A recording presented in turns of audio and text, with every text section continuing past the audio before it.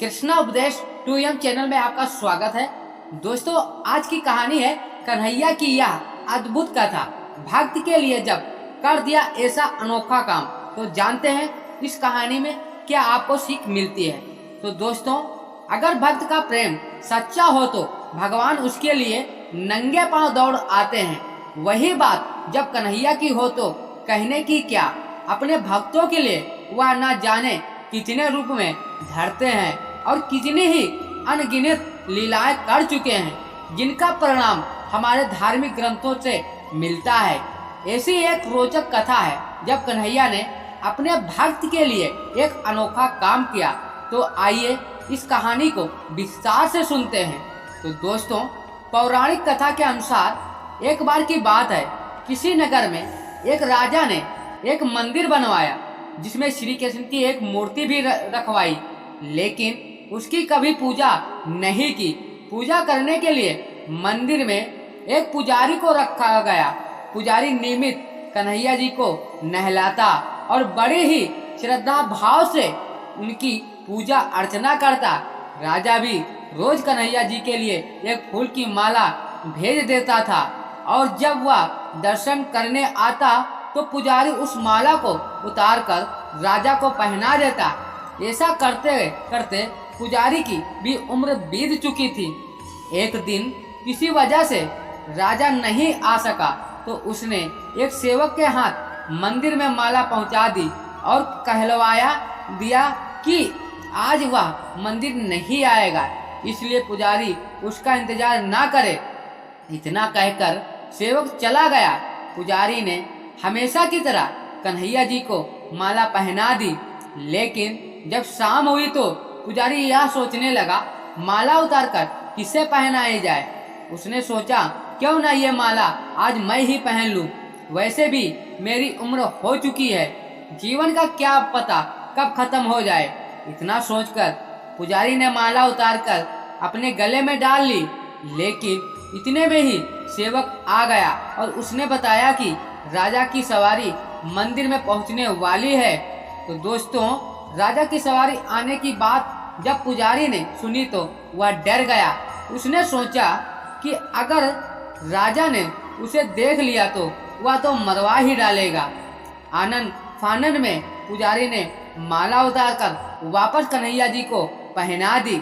जैसे ही राजा अंदर आया तो हमेशा ही तरह पुजारी ने माला कान्हा जी के गले से उतारकर राजा को पहना दी, लेकिन माला पर लगा सफेद बाल देखकर राजा समझ गए कि पुजारी ने यह माला स्वयं ही पहनी थी।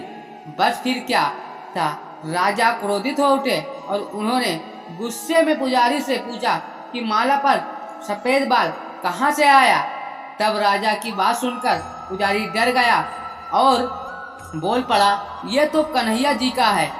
अब तो राजा और भी क्रोधित हो गए, क्योंकि कान्हा तो भगवान है और उनके बाल सफेद कैसे हो सकते हैं। इसलिए राजा ने फरमान सुना डाला ही कि कल संग्राम में समय राजा खुद आएंगे और देखेंगे सच में ही कान्हा जी का सफेद बाल है या पुजारी झूठ बोल रहा है। उन्होंने कहा कि अगर पुजारी ने झूठ बोला होगा तो उसे फांसी दे दी जाएगी। तो दोस्तों, राजा का फरमान सुनकर पुजारी का बुरा हाल हो गया। उसने सोचा, अब क्या करें, कहाँ जाएं? अब तो उसका मरना तय है। तब रोते रोते वह भगवान की शरण में पहुंचा और उसने कहा कि हे केशव, मुझसे झूठ बोलने का अपराध तो हुआ है, लेकिन हो सके तो मुझे क्षमा कर दे और राजा से रक्षा करे। पुजारी ने कहा, हे माधव, आपकी सेवा करते करते मैं वृद्ध हो चुका हूँ, अब आप मुझे माफ कर दीजिए, ऐसी गलती दोबारा नहीं होगी। यही कहते कहते पुजारी की ना जाने कब आंख लग गई और उसकी आंख तब खुली जब सुबह हो चुकी थी।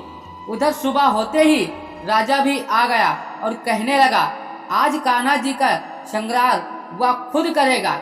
ऐसा कहकर जैसे ही राजा ने कान्हा जी का मुकुट उतारा तो देखा कि श्री कृष्ण के तो सारे बाल ही सफेद हैं, लेकिन राजा को फिर भी यकीन नहीं हुआ। उसे लगा कि फांसी के डर से पुजारी ने ही बालों को रंग दिया है। राजा ने सोचा कि क्यों न कन्हैया जी का एक बाल तोड़कर देखा जाए। इसके बाद राजा ने कहा कान्हा जी का एक बाल तोड़ लिया, लेकिन जैसे ही बाल टूटा कन्हैया के सिर से खून की धारा बहने लगी। यह देखकर राजा भगवान के चरणों में गिरकर माफी मांगने लगा। तभी श्री कृष्ण की मूर्ति से आवाज आई, हे राजन, तुमने मुझे केवल मूर्ति मात्र ही समझा, इसलिए आज से मैं तुम्हारे लिए केवल मूर्ति मात्र ही रहूंगा। लेकिन पुजारी ने सच्चे मन और पूरी श्रद्धा से मेरी भक्ति की है, इसलिए उसकी अनन्य भक्ति को देखकर मुझे अपने बाल सफेद करने पड़े।